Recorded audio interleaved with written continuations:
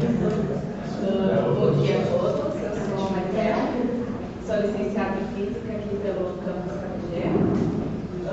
Desde a minha graduação eu já trabalho com questões voltadas ao gênero dentro da área das ciências e da física. Eu estou passando.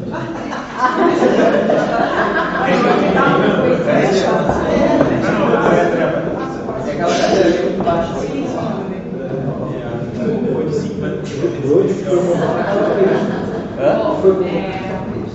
Então, inicialmente, eu trouxe algumas notícias. Essa notícia é do site do G1, que ele fala que o Brasil bateu o recorde de feminicídios no ano de 2022, com uma mulher morta a cada 6 horas.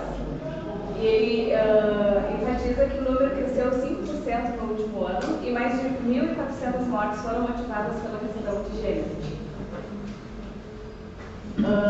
Também essa notícia do UOL mostra que o Brasil é o 5º país em mais mortes violentas de mulheres no mundo. E essa notícia do BBC News, que ele fala que o Brasil ele tem caído no ranking global de desigualdade do gênero nos últimos anos. Então, nas últimas décadas, a gente vê que os debates acerca dos papéis e posições de mulheres e homens, eles vêm crescendo, né? Eles vêm se intensificando, tanto no contexto nacional como no contexto internacional. Na transição para o século XXI, a gente vê que as dinâmicas sociais elas têm se transformado e têm desvelado essas assimetrias de gênero, né, que tem intensificado então os trabalhos acadêmicos, debates políticos, debates sociais. E dentro do movimento feminista, a gente vive o que a gente chama de terceira onda, né, que ele é pautado por essa desconstrução dessa identidade de gênero, né, binária, e também das intersecções entre relações étnicas, raciais e políticas e econômicas. Dentro dos espaços profissionais, então, pode deixar ali.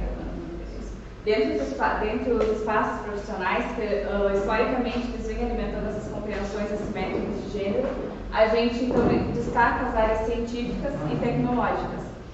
Pode passar.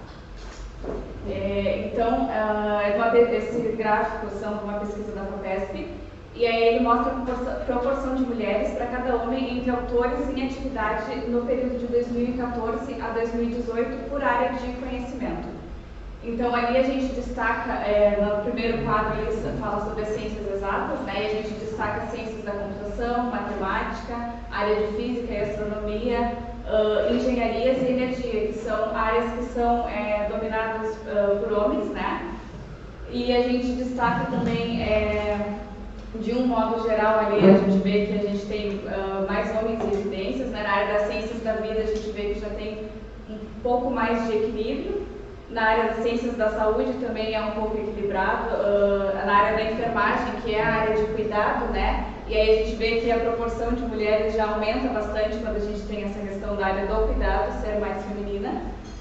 E na área das ciências sociais também, a gente vê parte de negócios, economia, que também são uma área bem propriamente masculina. Também nesse estudo tem esse gráfico que fala sobre territórios masculinos e femininos, e aí ele mostra títulos de doutorados por grande área. Né? Então a gente mostra ali na área das ciências da saúde, linguística, artes, ciências biológicas, a gente vê que essas áreas a gente já tem um número bem maior de mulheres, né? Atuando, mas quando a gente vai ali para a área das engenharias, das ciências exatas e da terra, a gente vê que a proporção ainda é bem maior, a gente tem um pouco mais de 30% apenas de mulheres dentro dessas áreas. Então, é evidente, né, os desafios que a gente enfrenta quando a gente fala sobre a representação das mulheres dentro da área das ciências, né, e propriamente dentro da área da física. Então, essa participação desigual, né, enquanto pesquisadoras, professoras ou estudantes, nos leva a questionar, então, sobre a igualdade de gênero e as oportunidades educacionais. Dentro do campo científico, especialmente na física, que é a minha área de formação, a gente vê que essa presença, a representação de mulheres ainda é muito pouca, né, dentro dessa área. E essas desigualdades, elas persistem pelos estereótipos culturais, né, que acaba perpetuando, né, dentro da área da história, a gente acaba perpetuando esses estereótipos históricos culturais que eles definiam as mulheres já como menos capazes intelectualmente, né, e colocavam elas numa posição inferior quando a gente tratava dessas questões das funções também que a elas eram atribuídas. Então a gente tem que a divisão sexual do trabalho, ela acaba desempenhando um papel crucial na criação dessas desigualdades de gênero, né? O que afeta tanto o trabalho remunerado quanto o trabalho não remunerado, que seria o trabalho doméstico, de cuidado, né, da casa, dos filhos. Então a gente vê que as mulheres elas têm uma sobrecarga muito grande, né, por essas relações familiares que são privatizadas, e a gente tem a mulher que trabalha, a mulher que estuda, que cuida da casa, que cuida dos filhos, que cuida do marido. Então a mulher ela tem uma sobrecarga muito grande, né?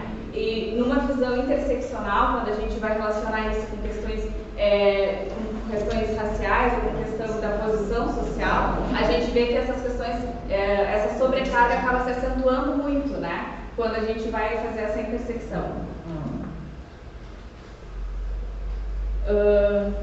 Bom, essas disparidades, né, tanto dentro da área acadêmica, também essas disparidades no mercado de trabalho, acaba resultando então numa exclusão, né, muito grande de mulheres, tanto na vida econômica, na vida política e nessas áreas científicas e tecnológicas.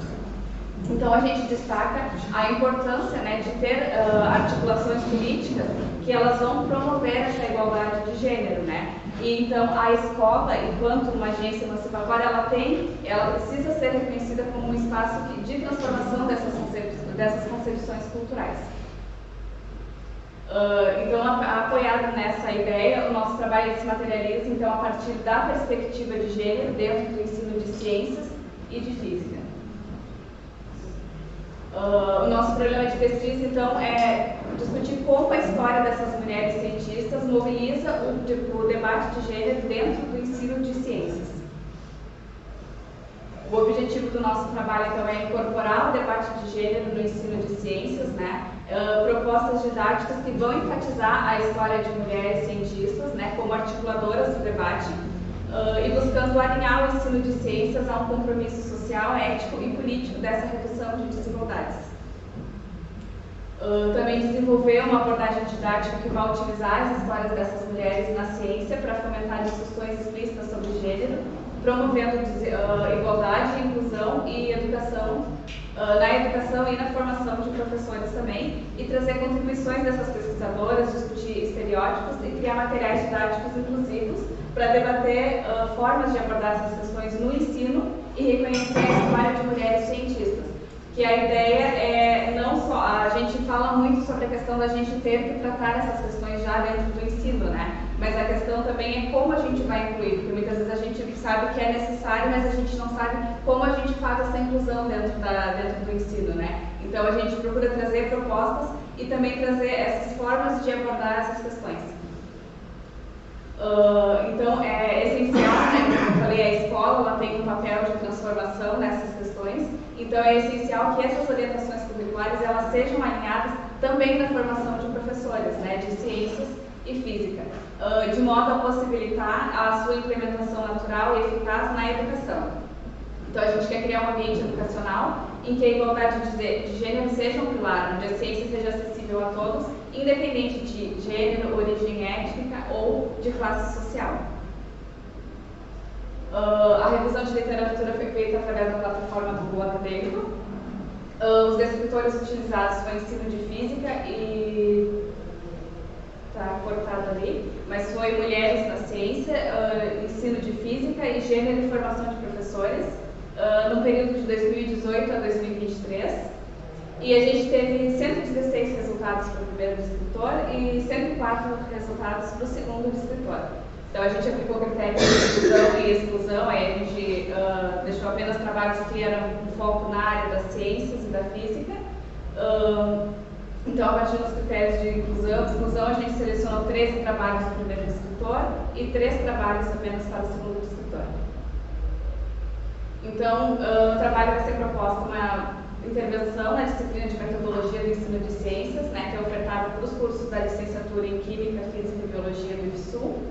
E a gente vai abordar, então, de maneira introdutória a história da ciência e a importância dos cientistas e das cientistas, né?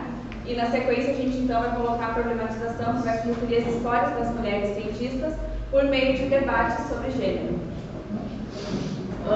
Então depois a gente vai fazer uma proposta de pesquisa e cada estudante ele deverá produzir um material para um podcast e a partir da pergunta eixo, que é qual é a história não contada, né? E a partir disso a gente vai analisar os materiais e opiniões dos estudantes quanto à proposta didática. A pergunta eixo a gente definiu porque quando a gente coloca ali a questão da história das mulheres na ciência, quando a gente pesquisa a história de uma cientista, geralmente a gente acha alguma biografia delas ali, mais restrita, assim, contando um pouco da história, da formação, mas qual a história não contada é uma pergunta que faz os alunos também refletir sobre aquilo. Eles vão olhar a história daquela mulher, eles vão refletir sobre aonde ela estava vivendo, em que período ela estava vivendo, quais os acontecimentos que estavam acontecendo na época, né? Então, para eles poderem refletir também que parte da história que foi oculta, que parte da história que não é explicitamente falada. E então, como produto educacional, a gente vai desenvolver uma sequência didática e um podcast que vai abordar as histórias não contadas das cientistas, e o público vai ser para professores de ciência física em exercício. Então, pela importância dessa abordagem dentro do contexto do ensino, né, a gente prevê que ela vai desempenhar um papel crucial na promoção de uma educação que seja mais inclusiva, que vai valorizar a diversidade e combater qualquer forma de discriminação por gênero, por raça ou por classe social. E garantir também que as jovens estudantes, elas não apenas se interessem pela física, mas que elas também possam entrar na ciência e se sentir acolhidas, né, e representadas dentro do campo das ciências, que eu acho que é um grande problema, que quando as meninas optam por entrar dentro do meio científico, geralmente elas entram e elas não se sentem representadas, elas não têm exemplos que façam elas se sentir parte daquilo. E aí aquilo parece que fica muito distante da realidade delas. E aí isso acaba acontecendo um afastamento, porque elas acham que talvez aquela área não seja para elas. Então o importante é isso, é que a gente aborde a ciência de uma forma que ela mostre que elas também são representadas, que elas são acolhidas e que a área da ciência também é para elas. Aqui são algumas referências que eu utilizei no meu trabalho. Eu acho que eu não falei, né, mas meu orientador, porque eu estava muito assim, já sei falando. Meu orientador é o professor Michael e co-orientador o professor Nelson. E obrigada a todos.